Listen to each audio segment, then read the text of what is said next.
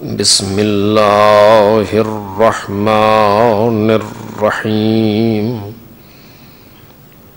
الحمد للہ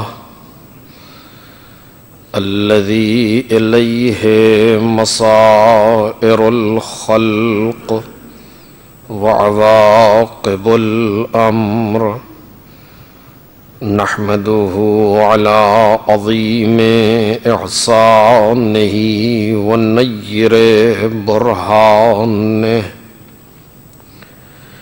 ونوامی فضلہ وامتنانہ حمدا یکون لحقہ قضاء ولشکرہ ادا وإلى ثوابه مقربا ولحسن مزيده موجبا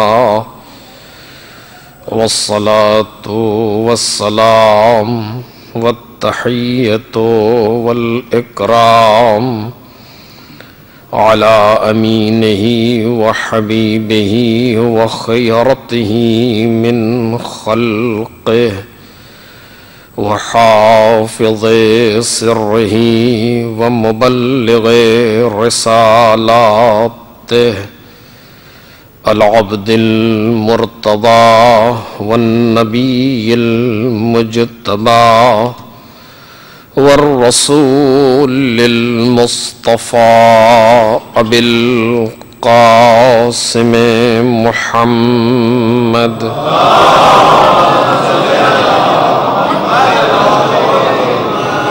وآلہ الأطیبین الأطہرین الأکرمین المعصومین المظلومین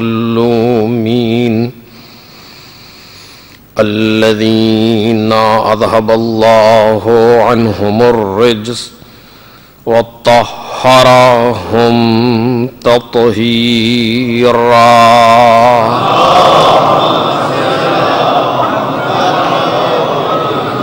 لا سیم ابن الزہراء بقیت اللہ وآیتہ الکبریٰ واللعنۃ الابدیۃ علی اعدائہم اجمعین اما بعد فقد قال اللہ الکریم فی الذکر الحکیم قل ان کنتم تحبون اللہ فاتبعونی یحببکم اللہ ویغفر لکم ذنوبکم واللہ غفور رحیم.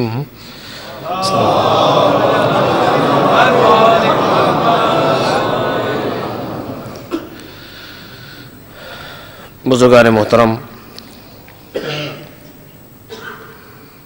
اور برادران عزیز، جس آیہ کریمہ کے توسط سے گزشتہ دو شب کی تقاریر میں گفتگو کی گئی، مناسب سمجھا گیا کہ آج کی اس مختصر سی گفتگو میں بھی اسی آیہ کریمہ کو موضوع سخن قرار دیا جائے کہ جو باتیں دو تقاریر میں رہ گئی ہیں وہ کسی حد تک آگے بڑھ سکیں. ارشاد ربانی ہے اپنے رسول سے خطاب کرتے ہوئے کہ کہہ دیجئے کہ اگر تم اللہ سے محبت کرتے ہو تو میرا اتباع کرو. تو اس کا نتیجہ یہ ہوگا کہ یحببکم اللہ، اللہ تم کو دوست رکھے گا. وَيَغْفِرْ لَكُمْ ذُنُوبَكُمْ، اور تمہارے لیے تمہارے گناہوں کو معاف کر دے گا. وَاللَّهُ غَفُورٌ الرحیم، اللہ مغفرت کرنے والا ہے اور رحم کرنے والا ہے.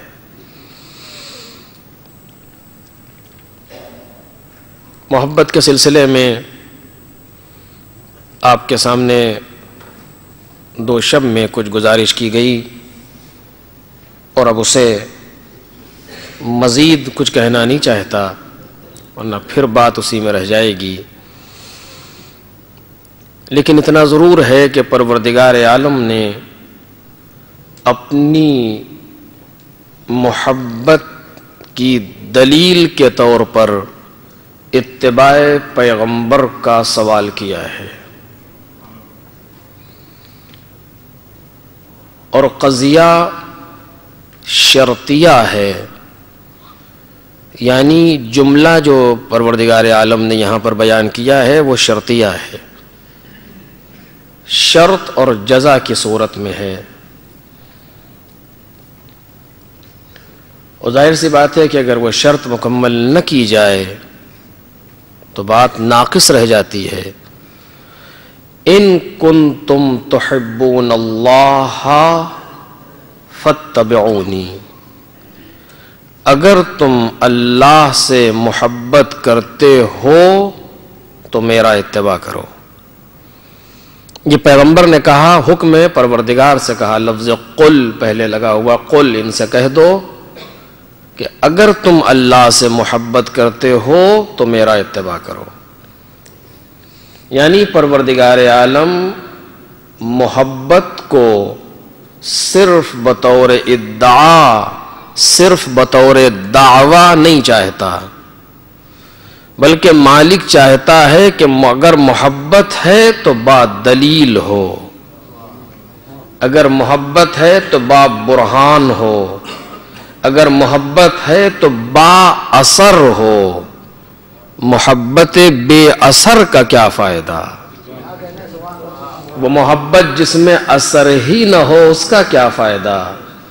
اگر محبت ہے تو اس میں اثر ہونا چاہیے، اگر محبت ہے تو اس میں اظہار ہونا چاہیے، اگر محبت ہے تو اس کے اندر شعور ہونا چاہیے. اور اسی چیز کو پروردگار عالم نے یہاں پر طلب کیا کہ ان کنتم تحبون اللہ فاتبعونی، اے پیغمبر ان سے کہہ دو کہ اگر تم اللہ سے محبت کرتے ہو تو میرا اتباع کرو.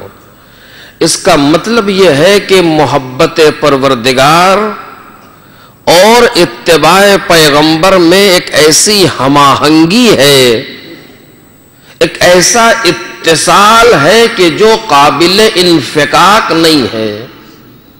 اس طریقے سے اتباع پیغمبر محبت پروردگار کے ساتھ متصل ہے کہ جس کو جدا نہیں کیا جا سکتا. اب اگر اسی لفظ پر گفتگو کی جائے تو یہ وقت ناکافی ہو جائے گا، کیونکہ بہت عظیم رخ ہے یہ اس آیہ کریمہ میں. آپ دیکھیں کیوں طلب کیا جا رہا ہے. اگر مجھ سے محبت کرتے ہو تو ان کا اتباع کرو. آخر کیوں؟ ہوتا یہ ہے کہ محب جس سے محبت کرتا ہے اس کا تابع ہوتا ہے. اور یہ آپ بالکل واضح ہے کہ اگر جس سے محبت کی جاتی ہے انسان اس کا تابع ہوتا ہے. اگر محبوب نے کسی بات کو کہا اور محب کے اندر محبت واقعی ہے تو اپنے محبوب کی بات کو مانے گا. محبوب کی بات کو محب رد کر ہی نہیں سکتا اگر محبت واقعی ہے. اگر محبت زبانی ہے اور یعنی اسی طریقے سے بے وقوف بنانا ہے کسی کو تو الگ موضوع ہے، اس سے تو ہماری بحث ہی نہیں ہے. کیونکہ محبت کا تعلق ظاہر سے ہے ہی نہیں، محبت کا تعلق باطن سے ہے، محبت کا تعلق انٹیریئر ہے، محبت کا تعلق انسان کے قلب اور روح سے ہے. یعنی میں آپ سے محبت کرتا ہوں کہ نہیں، اس کو میرے علاوہ کوئی سمجھ ہی نہیں سکتا. میں بار بار اس بات کو کہہ رہا ہوں اور یہ عشرے کا موضوع ہے میرے عزیزوں. ویسے متعدد مرتبہ اس بات کو کہا ہے، میں نے وہ کہنا چاہتا ہوں تاکہ محسوس ہو گفتگو ہمارے کمسن بھائیوں کے اندر کیونکہ محبت میں نے عرض کیا کہ محبت دین کی بنیاد محبت پر ہے، نہیں اس کائنات کی بنیاد محبت پر ہے۔ آج ساری چیزیں کشش پر چل رہی ہیں، اگر یہ کشش ختم ہو جائے تو کائنات نابود ہو جائے۔ اب یہ تو خیر ایک سائنٹیفک دوسرا رخ ہے جس میں یہاں پر نہیں چھیڑنا چاہتا، نہ مجھے آتا ہے، لیکن اس مرحلے میں کہ محبت کا تعلق انسان کے باطن سے ہے، ظاہر کی گفتگو نہیں ہے۔ یعنی جس کو اگر اصطلاح میں کہیں تو محبت علم حصولی ہے، علم حضوری ہے، علم حصولی نہیں ہے۔ اور یہ عجیب گفتگو ہے، اب اس پر توجہ کریں، میں شاید 2-3 منٹ اس لفظ پر، کہ آپ کسی سے کہیے کہ اس سے محبت کرو، کروا لیں گے محبت آپ اس انسان سے؟ کا سوال ہی نہیں ہوتا۔ لاکھ کوئی کہے کہ اس سے محبت کرو، یہ کہنے سے کیا ہوگا؟ لاکھ آپ کہیں کہ اس سے نفرت کرو، کہنے سے نہیں ہو سکتا، کیونکہ محبت اور نفرت ایسے مقولے ہیں کہ جن کا تعلق زبان سے نہیں ہے۔ اچھا میں نے کہہ دیا کہ میں محبت کر رہا ہوں تو ہو گئی محبت؟ کا سوال ہی نہیں ہوتا۔ میں نے آپ نے مجھ سے کہا کہ کہو 2 اور 2 4، میں نے کہہ دیا 2 اور 2 4، بات مکمل ہے۔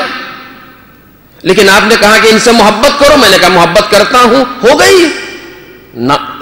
یہ 2 اور 2 4 کے طریقے سے نہیں ہے، وہ فارمولہ ظاہر پر ڈیپینڈ کرتا ہے، یہ فارمولہ باطن پر ڈیپینڈ کرتا ہے، یہ توجہ کیجئے گا۔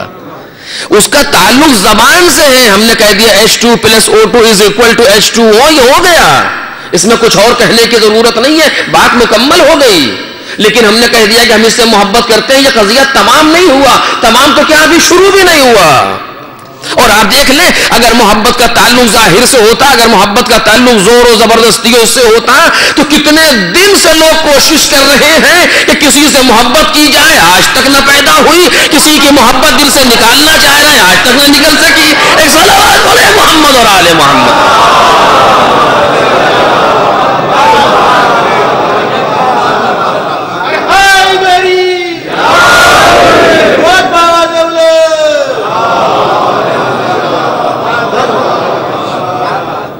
یہ بہت عجیب سبجیکٹ ہے، یہ کوئی معمولی مسئلہ نہیں ہے کہ کتنا کوشش کی گئی کائنات میں کسی سے محبت کی جائے، آج تک نہیں ہوئی۔ کتنی کوشش کی گئی کسی کی محبت کو دل سے نکال لیا جائے، آج تک نہیں نکلی۔ اب میں کیسے کہوں، جملہ اتنی جلدی کا نہیں ہے، لیکن میں آپ کی سماعت بھروسہ کر کے کہہ رہا ہوں، تم ہماری جان تو نکال سکتے ہو، دل سے محبت نہیں نکال سکتے۔ یہ ایک عجیب کیفیت ہے، محبت ایک عجیب کیفیت کا نام ہے۔ یہ سوال ہی نہیں ہوتا کہ اس طریقے سے نہ محبت دل میں ڈالی جا سکتی ہے، نہ محبت دل سے نکالی جاتی ہے۔ یہ حال نفرت کا بھی ہے، جس سے نفرت ہے،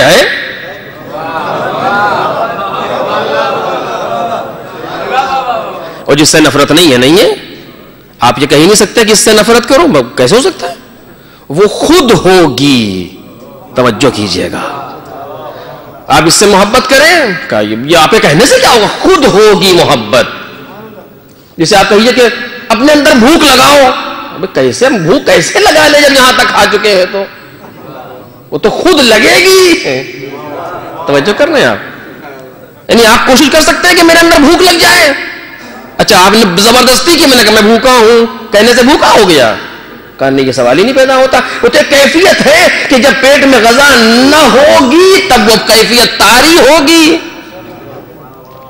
اسی کے برعکس دیکھیے کہ انسان بھوکا نہیں، بھوکا ہے، 2 دن سے اس نے کھانا نہیں کھایا، آپ اسے کہیں نہیں تم کہو کہ ہم سیر ہیں، اشارہ ڈر کے ہمارے کہنے کا نہیں ہم سیر ہیں، کہنے سے سیر ہو گیا، کا سوال ہی نہیں پیدا ہوتا۔ اس کو تو وہ چیز چاہیے جو اس کمی کو مکمل کر دے۔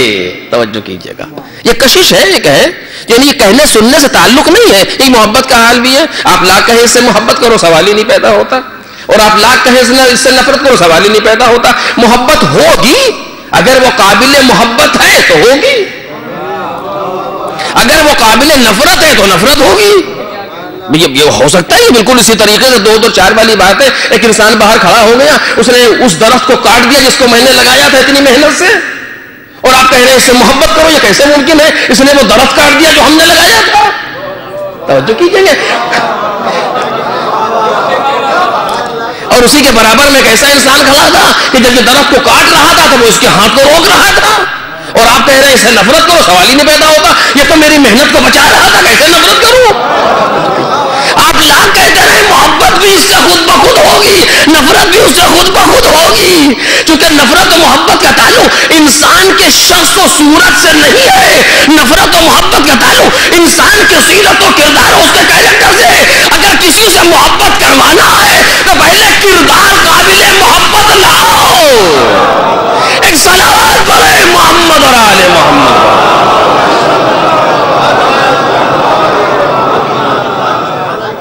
یہ بالکل سیدھی سیدھی بات ہے، یہ اس میں کوئی پیچیدگی اور کوئی الجھن والی بات نہیں ہے، لیکن میں یہ کہنا نہیں چاہتا ہوں، میرے کسی دوسرے مقام پر گفتگو جاری تو آپ نے دیکھا کہ محبت اور نفرت کا تعلق انسان کے دل سے ہے، باطن سے ہے، روح سے ہے، نفس سے ہے، انٹیریئر ہے، ظاہر نہیں ہے اس میں کچھ۔ اور جس سے انسان محبت کرتا ہے اس کا انسان تابع ہوتا ہے، اور اگر تابع نہیں ہے تو محبت نہیں ہے، معاف کیجیے گا، یعنی ہم سمجھ تو رہے ہیں کہ محبت ہے لیکن نہیں ہے۔ اگر انسان بھوکا ہوگا تو غذا کی طرف جائے گا، اگر وہ کہہ رہا ہے کہ ہم بھوکے ہیں لیکن کھانا نہ کھائے کسی دوسری وجہ سے نہ ہو، اس کے بارے میں جھوٹ بول رہا، بھوکا نہیں ہے، یہ خود محسوس کر سکتا ہے انسان کو۔ محبت اگر ہے تو تابع ہے۔ اگر محبوب نے کہہ دیا کہ ادھر چلو تو اگر محب میں واقعی محبت ہے تو جائے گا، سوال ہی نہیں ہوتا کہ محبوب کی بات کو نہ مانے۔ آپ دیکھ لیں پوری تاریخ بھری پڑی ہے، اٹھا کر کے دیکھیے۔ ہاں مجبوری کوئی مانے ہو وہ الگ موضوع ہے، اس سے بحث نہیں کر رہا ہوں کہ محبوب بلا تو رہا ہے لیکن کوئی درمیان میں جانے نہیں دے رہا، یہ الگ موضوع ہے۔ لیکن اگر محب کے سامنے کوئی مانے نہیں ہے، کوئی ایسی چیز نہیں ہے اور محبوب بلائے تو سوال ہی نہیں ہوتا کہ نہ جائے۔ توجہ کر رہے ہیں آپ؟ یہ ہے بالکل صاف سی کیفیت ہے، اور یہ احادیث میں بھی آیا ہے، پروردگار نے بھی اسے کہا ہے، معصومین نے بھی اسے کہا ہے، اور ماہرین نے بھی کہا ہے، محبت کرنے والے بھی جانتے ہیں اس کیفیت کو۔ یہ تو ہے، پروردگار تو نے کہا کہ اگر ہم سے محبت کرتے ہو تو ان کا اتباع کرو۔ یہ کون سی بات ہوئی؟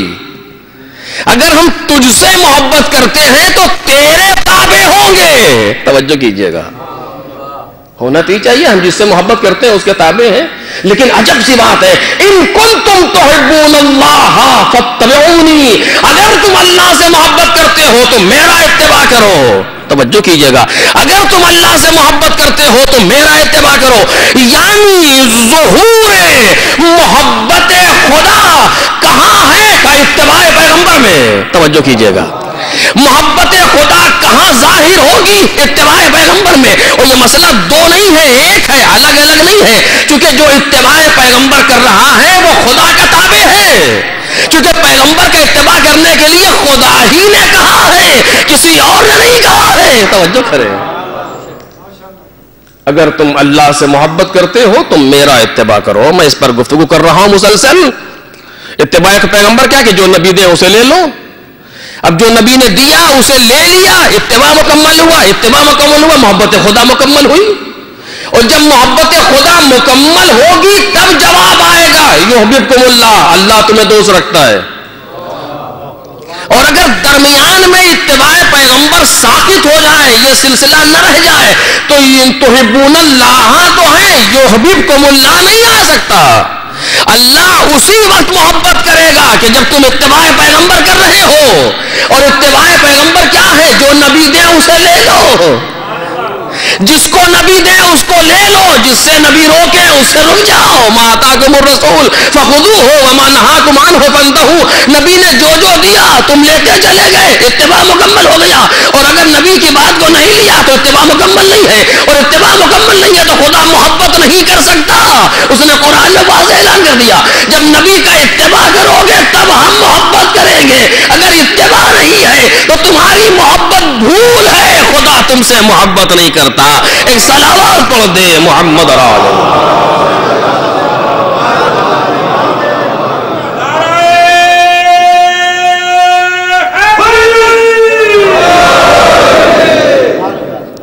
اگر خدا یہ کہتا کہ اگر تم ہم سے محبت کرتے ہو تو میرا اتباع کرو، تو میرا اتباع کرو کے معنی کیا ہوتے ہیں کہ جو میں کہہ رہا ہوں اسے کرو.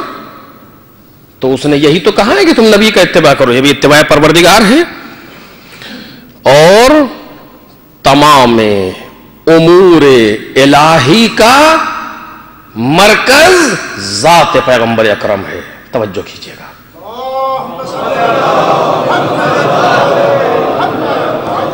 تمام امور الہی کا مرکز ذات پیغمبر ہے. جتنے بھی اوامر و نواہی پروردگار کی جانب سے آئیں گے وہ ذات پیغمبر سے ظاہر ہوں گے. یہ وہ مقام ہے کہ جہاں سے امور الہی کا ظہور ہوگا. اور معاف کیجیے گا میں آپ سے بہت جلدی سے بہت بند لفظوں میں یہ بات کہہ رہا ہوں کہ جناب جبرائیل کا نزول اس لیے ہے کہ تم یہ محسوس کرو کہ یہ اپنی جانب سے نہیں کہہ رہے, مجھ سے رابطہ ہے. ورنہ ایسا نہیں ہے کہ جبریل کے بیان کرنے کے بعد انہیں معلوم ہوا کہ یہ کیا ہے. نہیں, یہ تو صرف ایک رابطے کے لیے ہے تاکہ تمہاری توحید بچی رہے. نہیں, ایسا نہیں ہے کہ پیغمبر اس کے پہلے نہیں جانتے ہیں. کیوں, آپ دیکھ لیجئے کہ اس مولا کائنات نے قرآن پڑھا ہے پیغمبر کے ہاتھوں پر آ کر کے, تو پیغمبر نے کیا کہا, اسی طریقے سے پڑھ رہے ہو جیسے میں لوح محفوظ پر تلاوت کیا کرتا تھا. علم قرآن پیغمبر کے پاس جبرائیل کے بتانے سے نہیں آیا. جبرائیل پیغمبر کو کیا بتائیں گے, کیا ہے یہ, ایک رابطہ ہے. ایک رابطہ ہے تاکہ تم محسوس کرو کہ یہ اپنی جانب سے نہیں کہہ رہے. ورنہ جبرائیل کے پہلے جبرائیل کی خلقت بھی نہیں ہوئی تھی, ہم اوامر الہی کو جانتے تھے. ایک صلوات بول دے محمد اور آل محمد.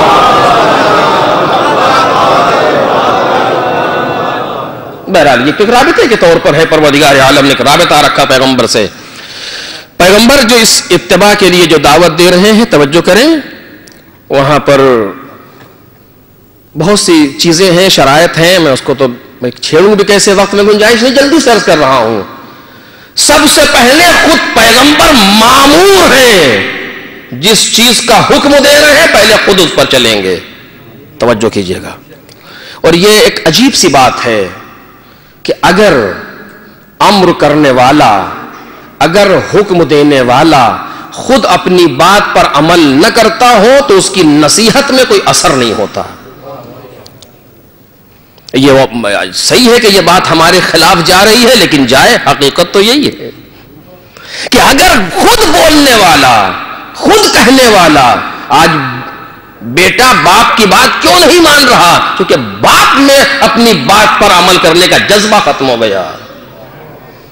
کہہ تو رہا ہے کہ جھوٹ نہ بولو, لیکن خود ہی کہتا ہے جب کسی نے دق الباب کیا, کہہ دو بابا گھر پہ نہیں ہے. بیٹا دیکھ رہا ہے جب مصیبت ہے خود تو جھوٹ بول رہے, اور مجھ سے کہہ رہے جھوٹ نہ بولو, اثر کہاں سے آئے گا. امام فرماتے ہیں ان العالم اذا لم يعمل بعلمه ظلت موعظته عن القلوب كما ظلت المطر عن الصفا.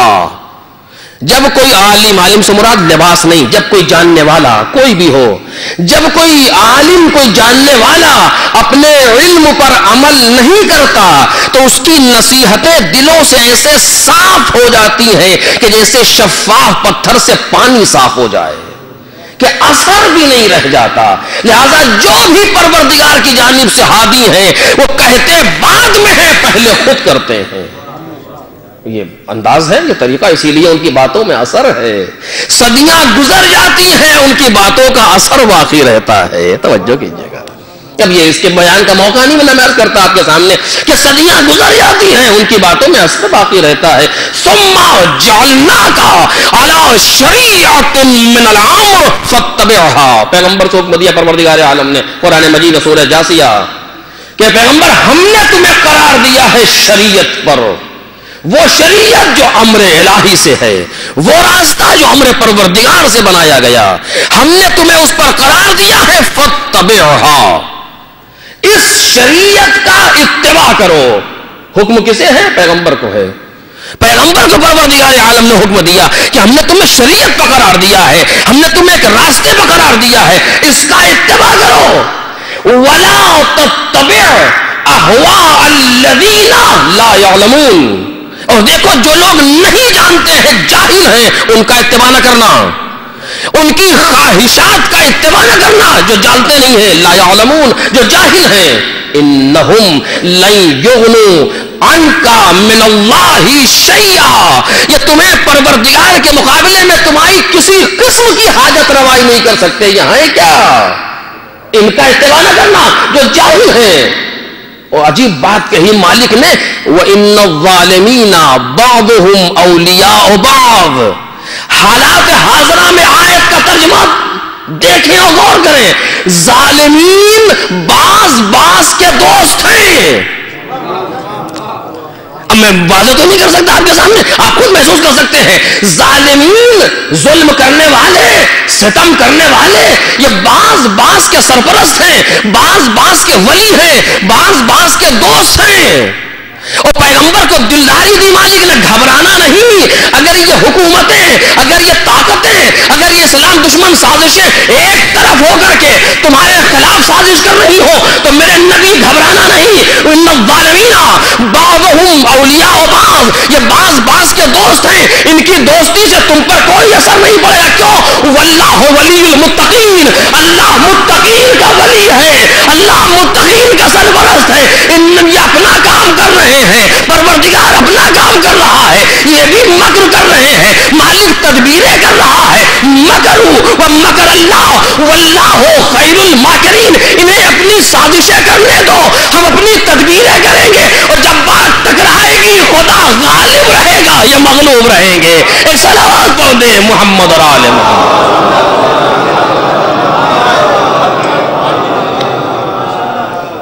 کل میں نے جو بات آپ کے سامنے کہی تھی اس کی دلیل کے طور پر دیکھیں کتنا کوشش کی گئی. روز اول سے کوشش جاری ہے.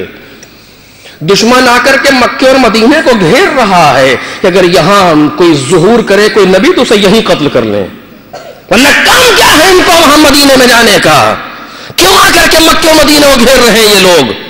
کہ اگر انہیں معلوم ہے کہ آخری آئے گا یہی قتل کر لیں.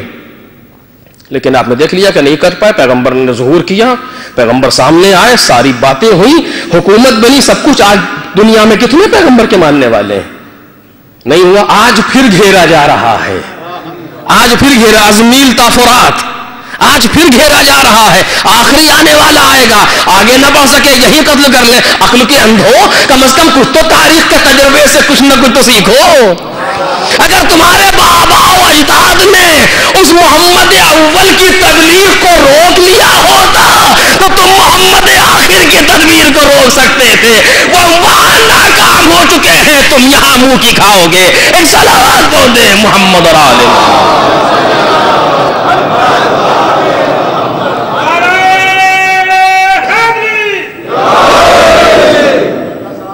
میں سوچ کے تو بہت کچھ ابھی آیا تھا اس کے بعد آیات کے ضمن میں، لیکن اب گنجائش نہیں ہے. اسی جگہ بات کو روک رہا ہوں چونکہ بہرحال آپ کافی دیر سے یہاں پر ہیں اور مجھے احساس بھی ہے کیونکہ رات میں مجھے کو پڑھنا، اگر کوئی اور پڑھنے والا ہوتا تو شاید سوچتا بھی نہ اس سلسلے میں. ایک صلوات پڑھیں محمد اور آل محمد.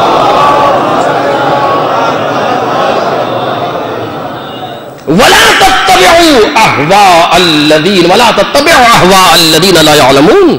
یہ جو جاننے والے نہیں ہیں، جو جاہل ہیں، ان کی باتوں کا اتباع نہ کرو. پیغمبر کو حکم ہے، وہ پیغمبر جس کا اتباع دوسروں کے لیے کہا گیا. ابھی بہت سی باتیں تھیں میرے عزیزوں، دل نہیں مانتا لیکن نہیں کہوں گا کیونکہ وقت میں گنجائش نہیں ہے. کہ وہ پیغمبر جس کے اتباع کے لیے دوسروں سے کہا گیا، پیغمبر کو مامور کیا گیا، خبردار ان کا اتباع نہ کرنا. یہ خدا کے مقابلے میں کسی طرح کی تمہاری کوئی حاجت روائی نہیں کر سکتے، کیونکہ ان کے پاس کچھ ہو تو کریں. وہ ایسی طاقت، وہ طاقت لا متناہی، وہ قوت لا یتناہی، اس کے مقابلے میں یہ ہیں کیا؟ توجہ کیجئے گا، یہ ہیں کیا اس طاقت کے مقابلے میں کہ لا حول ولا قوت الا باللہ. نہ کوئی طاقت کائنات میں ہے، نہ کوئی قوت کائنات میں سوائے پروردگار کے.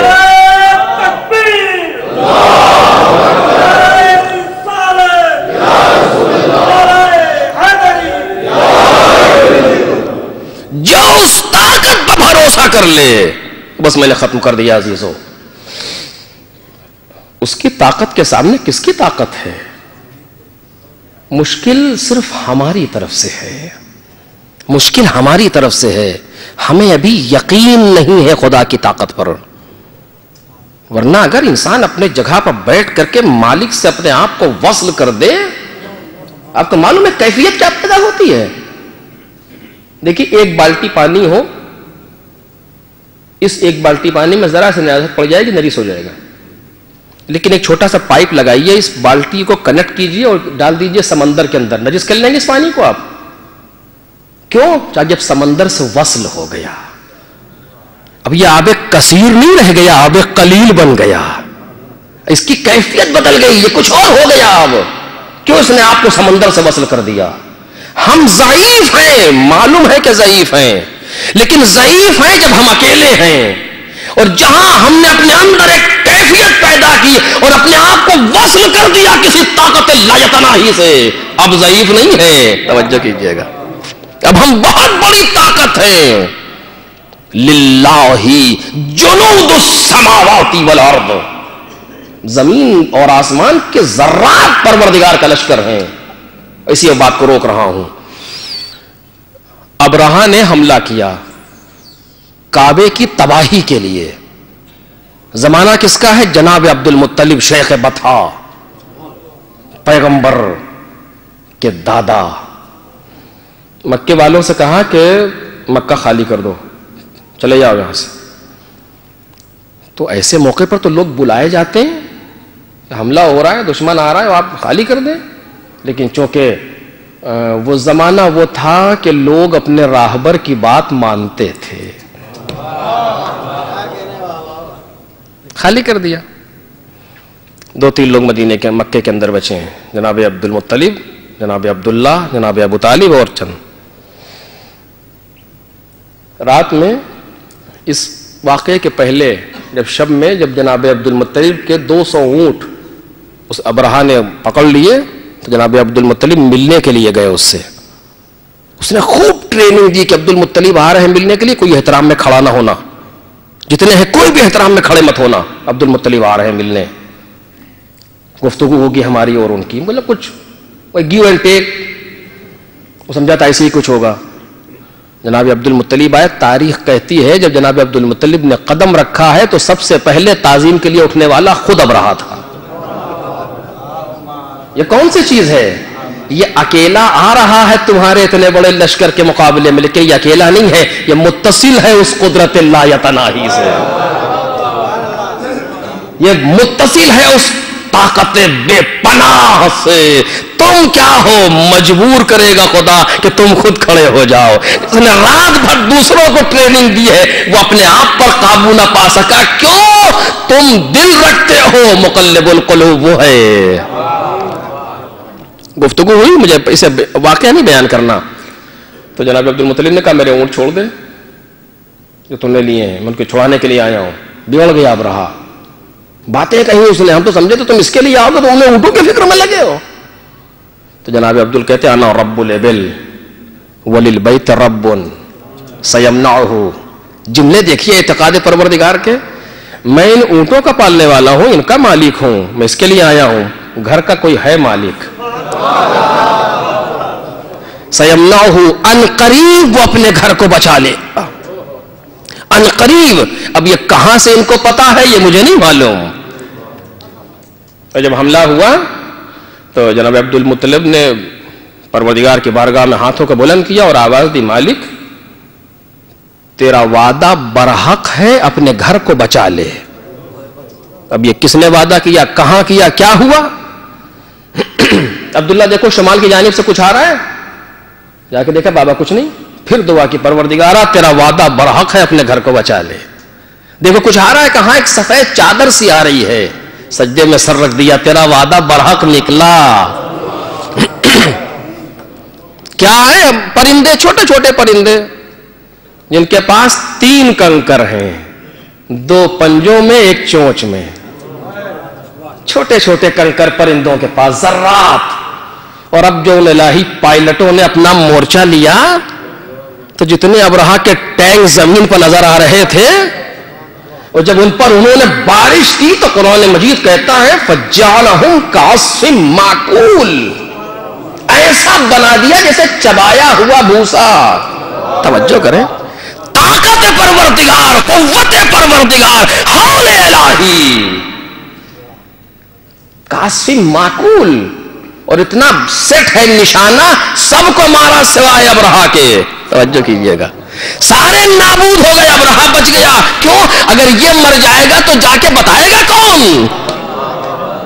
یہ انتظام ہے پروردگار کا، براڈ کاسٹنگ سینٹر بنا دیا مالک نے اسے. اچھا آپ سمجھتے تھے کہ یہ بات ختم ہو گئی؟ توجہ کیجئے، ایک جگہ پر جہاں پر اللہ کے ماننے والے تھے، ایک انسان تھا جس کی رگوں میں ابو طالب اور عبد المطلب کا لہو تھا، اس پر دشمنوں نے حملہ کیا. حملہ ہوا سے ہوا، ہوائی حملہ، اور جہاں پر یہ موجود تھا اس کے ماننے والوں کو خبر بھی نہیں تھی کہ کیا ہو رہا ہے. توجہ کیجئے گا، اطلاع بھی نہیں ہے. وہ سارے کے سارے ان کے چاہنے والے چونکہ انسان سو رہے ہیں، قدرت نے کہا گھبراؤ نہیں، تم تو سو رہے ہو، میں صاحب لا تأخذہ سنۃ ولا نوم، تم سو جاؤ، میں جاگ رہا ہوں، چونکہ تم کو بھروسہ ہے میرے اوپر، لہذا سو جاؤ. بے خبر ہو تو ہو، تم بے خبر ہو، میں باخبر ہوں، تم کمزور ہو، میں طاقتور ہوں، تمہیں پتا نہیں ہے، مجھے معلوم ہے.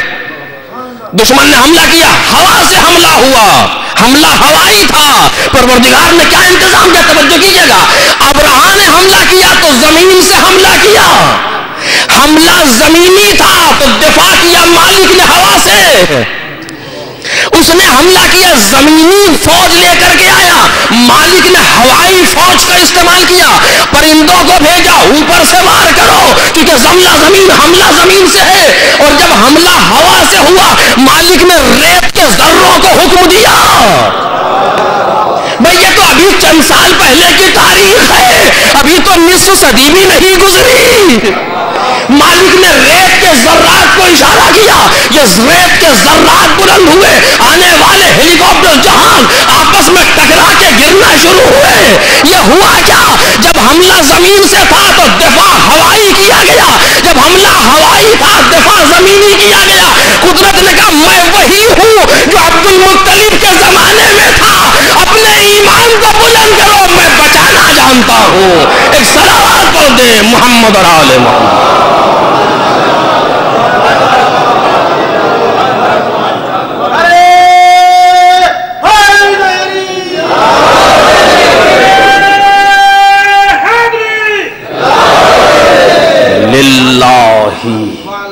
للہ جنود السماوات والارض. ہماری کل مشکل یہ ہے کہ ہم اس معبود حقیقی سے دور ہیں، ہم اپنی ہوائے نفس کے پیچھے بھاگ رہے ہیں. میں آپ کے ساتھ جسارت نہیں کر رہا، میں اپنے لیے عرض کر رہا ہوں، ہم جیسے لوگ اپنی ہوائے نفس کے پیچھے بھاگ رہے ہیں. ذرا سا اس مالک سے اگر ارتباط ہو جائے تو کائنات بدل جاتی ہے. اور یہی تھا، وہ یہ سمجھ رہا تھا کہ اگر ہمارے پاس طاقت ہے تو یہی حق ہے. حسین ابن علی نے بتایا نہیں، تیرا فارمولا غلط ہے، کبھی بھی طاقت حق نہیں ہو سکتی، بلکہ برس کہہ جملے کو حق ہے تو طاقت ہے. یزید سمجھ رہا تھا کہ طاقت حق ہے، حسین ابن علی نے بتایا کہ حق طاقت ہے. تو مجھے قتل تو کر لے گا. میرے عزیزو سوچنے کی باتیں ہیں یہ. اور میں کہاں تک آپ کے سامنے عرض کروں، بس تمام کر رہا ہوں. کربلا کے اندر بہت سے دروس ہیں. کربلا کا ایک پیغام ظاہری ہے، کتنے حقوق ہیں جن کی کربلا میں رعایت کی گئی. بھائی کو بھائی کے ساتھ کیسا ہونا چاہیے، باپ کو بیٹے کے ساتھ کیسا ہونا چاہیے، زوجہ کو شوہر کے ساتھ، شوہر کو زوجہ کے ساتھ، سب کربلا کے اندر موجود ہے. ایک ایک درس پر گفتگو کی جائے تو کافی ہے کچھ بولنے کے لیے. یہ کربلا کا ظاہر ہے. یہ کربلا کا، اگر بہن نے کہہ دیا کہ خیمے ہٹ جائیں تو بھائی چپ بیٹھا کیونکہ بڑی بہن ہے. اگر باپ نے کچھ کہہ دیا، آپ دیکھ لیجیے، آپ کسی کو دکھا دیجیے کہ جتنے بھی شہداء آ رہے ہیں، اگر ہم نے کہا ابھی نہیں، اس نے پلٹ کے دوبارہ کہا ہو، کیونکہ اسے معلوم ہے کہ امام وقت ہے، ختم ہو گئی بات. اگر بیٹے سے کہا بیٹا بسم اللہ تقدم ولدی تو ختم ہو گئی بات. اگر جناب مسلم سے کہا مسلم جاؤ تو چل دیے. یہ ظاہری چیزیں ہیں. کربلا کا ایک باطن ہے جو اس سے کہیں زیادہ شیرین ہے. اس کو تو مجھ جیسے بدبخت محسوس ہی نہیں کر سکتے. باطن کربلا یعنی امام حسین علیہ الصلوۃ والسلام اپنی پوری زندگی، اپنی عمر، اپنے بچوں کو لے کر کے یزید سے مقابلے کے لیے آ رہے ہیں. یزید کی حقیقت کتنی ہے کہ حسین ابن علی اس کے لیے اپنے وقت کو صرف کرے؟ نہیں، بلکہ حسین کسی بہت بڑے مشن کے لیے نکل رہے ہیں. امام ہے، یہ حجت پروردگار ہے. اس کے چشمے زدن پر کائنات حرکت کرتی ہے، اس کے اشارے پر روحیں حرکت کرتی ہیں. یزید کی کتنی حیثیت ہے کہ حسین اس کے لیے مقابلے کے لیے آئیں گے؟ نہیں، حسین کسی بہت بڑے مشن کے لیے نکلے ہیں. باطن کربلا کا یہ ہم نے بھی اس کو سمجھا ہی نہیں. کربلا کا ایک حصہ ہے جو احساسی حصہ ہے، جذباتی حصہ ہے. احساس سے جوڑا گیا ہے کربلا کو. یہ بھی بہت شیرین ہے اور ہم اسی کے ذریعے سے احساس سے ہمیں بلایا جاتا ہے. آپ دیکھ لیجیے عجب اثر ہے کربلا کے اندر. ایک یا حسین، کیا ہے یہ؟ کیا ہے یہ؟ حسین ابن علی نے اگر حق کو طاقت سمجھا تھا تو کر کے دکھایا.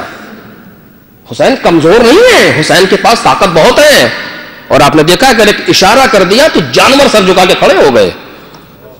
لیکن حسین اس طاقت کو استعمال نہیں کرنا چاہتے، اسی ظاہر سے دکھانا چاہتے ہیں. جس یزید نے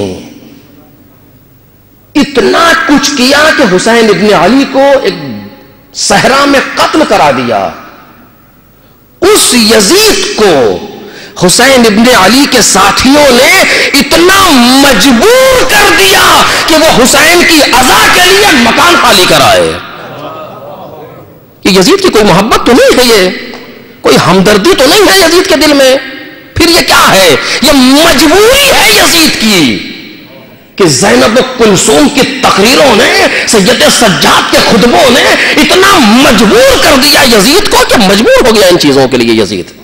یہ کیا ہے؟ حق طاقت ہے، حق طاقت ہے. ہاں میرے عزیزوں، اسی حق کو بیان کرنے کے لیے حسین ابن علی نے سب کچھ کیا. اور وہ باطن کیا ہے وہ تو بہرحال میں کیا عرض کروں گا آپ کے سامنے.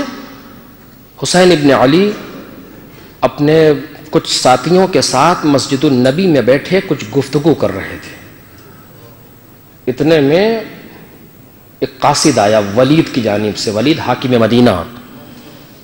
کہا کہ چلیے آپ کو ولید بلا رہا ہے. رات کے وقت میں ولید مجھے بلا رہا ہے دربار میں. کہا تم چلو ہم آتے ہیں. آپس میں گفتگو ہوئی کہ مولا اس وقت وہ کیوں بلا رہا ہے آپ کو؟ کہا میں سمجھتا ہوں کہ معاویہ دنیا سے چلا گیا، اس کا بیٹا یزید تخت پر بیٹھا ہے، اس نے ولید کو یہ کہا ہے کہ حسین سے بیعت لو، اس لیے بلا رہا ہے. ابھی یہ باتیں ہو ہی رہی تھی، یہ قاصد پھر آیا کہ چلیے آپ کو ولید منتظر ہے آپ کا. کہا میں کہہ چکا ہوں کہ چلو آ رہے ہیں. حسین ابن علی مسجد سے اٹھے، بیت الشرف آئے، اپنے کچھ ساتھیوں کو ساتھ لیا، باتوں کو بیان کیا اور سب کو لے کر کے حسین ابن علی دربار ولید کی طرف گئے. جب دربار کے قریب پہنچے تو حسین ابن علی نے سب کو روک دیا. یہ دیکھیے یہ انداز، سب کو روک دیا کہ سنو ولید نے ہمیں اکیلے بلایا ہے، ہم اکیلے دربار میں جائیں گے. ہاں اگر ہماری آواز بلند ہو تو تم دربار میں آ جانا. کہ حسین ابن علی کی نظریں دیکھ رہی ہیں. دربار میں آئے، ولید نے امام حسین کا استقبال کیا، کھڑا ہوا، اپنے برابر میں جگہ دی، ساری چیزیں. اس کے بعد اس نے یزید کا خط امام حسین کے سامنے رکھا، معاویہ کے دنیا سے جانے کی اطلاع دی. امام حسین نے کہا انا للہ و انا الیہ راجعون.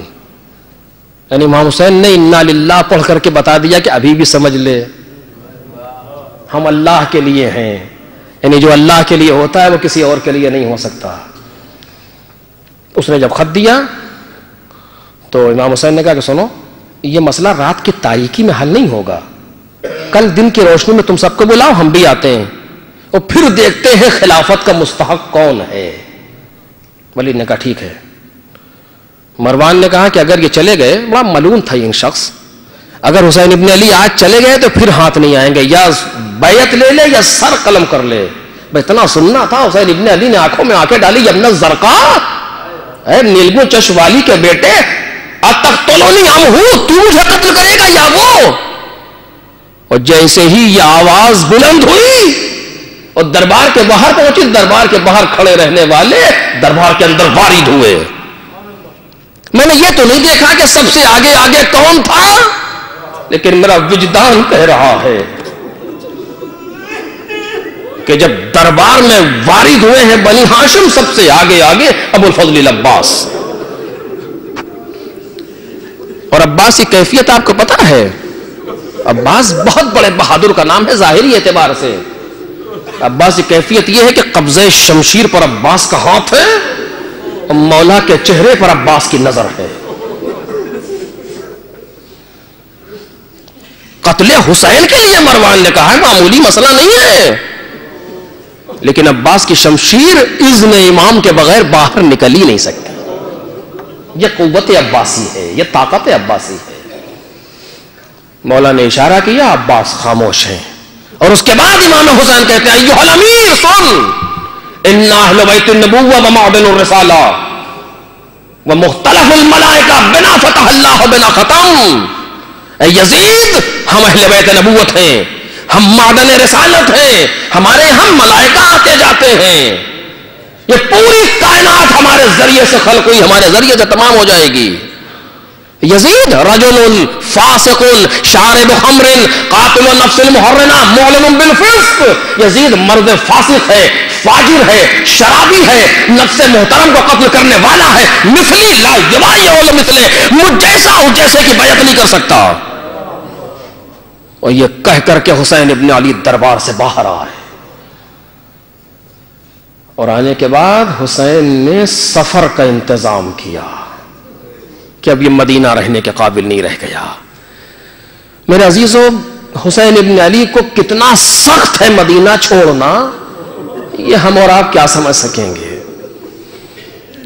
کتنا سخت ہے حسین ابن علی کے لیے نانا کا وطن چھوڑنا، ماں کی قبر سے جدا ہونا، بھائی کی لحد کو ترک کرنا. تاریخ کے فقرے ہیں کہ رات کی تاریکی میں حسین اپنے نانا کی قبر پر آئے، اپنے نانا کی قبر پر آئے ہیں. قبر کو حسین نے آغوش میں لیا، آواز دی، نانا میں تو یہ نہیں چاہتا تھا کہ آپ کی قبر کو چھوڑ کے جاؤں، لیکن نانا یہ امت رہنے نہیں دیتی. نہیں معلوم روتے روتے حسین کو غش آ گیا یا حسین کی آنکھ لگ گئی. دیکھا قبر شگافتہ ہوئی، پیغمبر قبر سے باہر آئے، آواز دی، میرے لال حسین وہ وقت آ گیا جس کا تو نے وعدہ کیا. اے حسین، ان اللہ شاء یراک قتیلا، خدا یہ چاہتا ہے کہ تجھے مقتول دیکھے. لو عزیزو، سامان سفر تیار ہوا، بس آخری فقرے ہیں، مجلس تمام ہو گئی، سامان سفر تیار ہوا. حسین ابن علی سفر کی تیاری میں مشغول ہیں.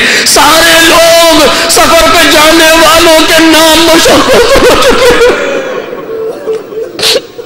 کون کون ہمارے ساتھ جائے گا اور کون ہمارے ساتھ نہ جائے گا طے ہو گیا. کچھ بیٹیاں ہیں، کچھ بہنیں ہیں، کچھ بھائی ہیں، کچھ بچے ہیں. اللہ اللہ، یہ کیسا سفر ہے جہاں کوئی 34 برس کا ساتھی ہے، کوئی چند دنوں کا ساتھی ہے. اصغر چند دنوں کے ہیں لیکن حسین لے کر کے جا رہے ہیں، اپنے بھائی کے یتیموں کو بھی لے کر کے جا رہے ہیں. یہ کیسا سفر ہے میرے عزیزو، اے میرے مولا، یہ کیسا سفر ہے. سامان سفر آمادہ ہوا، بیویاں بیٹھی ہیں، بیویاں گھر کے اندر موجود ہیں، محملیں بٹھائی گئی، ایک ایک بیوی سوار ہونے لگی. راوی کہتا میں نے سنا جئی کی آواز آئی، مدینے والوں کا آپ کے نظر ہٹ جاؤ. میں نے پوچھا یہ کون ہے؟ کہا یہ علی کا بیٹا عباس ہے. کہ یہ کیوں ہم لوگ کو ہٹا رہا ہے؟ کہ مجھے لگتا ہے کہ زینب سوار ہونا چاہتی. اللہ رے شان زینبی، اب زینب سوار ہونا چاہتی ہے. کہ زینب کون؟ کہ علی کی بڑی بیٹی زینب ہے جو اب سوار ہونا چاہتی ہے. عباس سب کو دور کر رہے ہیں. عزیزو، عباس نے گھٹنے کو ٹیکا، اکبر نے بازو کو تھاما، مولا سامنے کھڑے ہیں. زینب آمادہ محمل ہے، بیٹھنے کے لیے آمادہ ہے. زینب محمل پر بیٹھ گئی. یہ قافلہ مدینے سے چل دیا، اداس اداس فضا ہے. حسین جاتے ہیں، گھروں میں حشر بپا ہے. حسین جاتے ہیں، مدینہ اجڑ گیا. قافلہ چلا گیا، مقتل خاموش ہو گیا۔ جب میں آپ کو ایک لمحے کے لیے روکوں گا، زینب کے سوار ہونے کا انداز آپ نے دیکھا، سارے بنی ہاشم زینب کو حصار میں لیے ہوئے، عباس ابن علی گھٹنوں کو ٹیکے ہوئے بیٹھے ہیں، اس لیے کہ زینب سوار ہونا چاہتی ہے۔ کچھ یاد آیا آپ کو؟ یہ ہے جناب زینب کے سوار ہونے کی شان۔ اللہ اللہ، جب 11ویں محرم کو کچھ اونٹ لائے گئے،